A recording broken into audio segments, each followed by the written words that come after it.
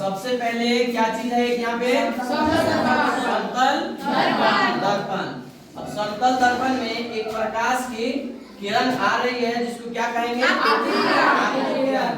यानी कि आने वाली किरण को क्या कहेंगे? आपतित किरण। अब वो किरण जो है समतल दर्पण पे टकराने के बाद फिर वापस जा रही है तो इसको क्या कहेंगे? परावर्तित किरण। टकराने के बाद जो किरण वापस जाती है उसको क्या कहेंगे?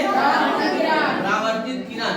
और ये दोनों किरण जो है जिस बिंदु पर मिलती है उसको क्या कहेंगे? आपतन बिंदु। यानी किरण जो है समतल दर्पण के जिस पॉइंट पर जाकर के मिलती है और वहां से परावर्तन होता है उसको कहते हैं आपतन बिंदु। अब इस दोनों के बीच में हम लोग खुद से नॉर्मल एक लकीर खींच देते हैं, उसको कहेंगे अभिलंब। जो लकीर खींचते हैं उसको क्या कहते हैं? अभिलंब। आप देखेंगे अभिलंब और आपतित किरण के बीच में एक कोण बन रहा है। अभिलंब और आपतित किरण के बीच में एक कोण बन रहा है। उस कोण को क्या कहेंगे? आपतन कोण।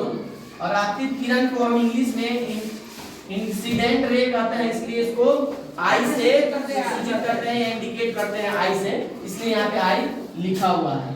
अब ठीक उसी तरह से अभिलंब और परावर्तित किरण के बीच में एक कोण बन रहा है। इस कोण को क्या कहेंगे? परावर्तन कोण।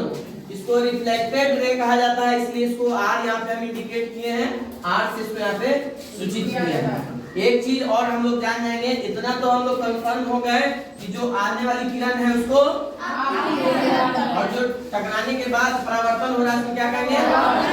परावर्तित किरण। और अभिलंब और आपतित के बीच में कौन सा कोण बनता है? आपतन कोण। और अभिलंब और परावर्तित किरण के बीच में कौन सा कोण बनता है? परावर्तन कोण। अब एक चीज और हम जानेंगे कि आपतित किरण और अभिलंब के बीच में जो आपतन कोण बन रहा है, परावर्तित किरण और अभिलंब के बीच में जो परावर्तन कोण बन रहा है, ये दोनों बराबर होता है। आपतन कोण और परावर्तन कोण दोनों बराबर होता है। अगर ये 50 डिग्री का है तो ये भी 50 डिग्री का ही होगा। ठीक है, अगर ये 50 डिग्री का है तो ये भी कितना डिग्री का होगा? 50 डिग्री का। क्यों? क्योंकि आपतन कोण परावर्तन कोण के बराबर होता है।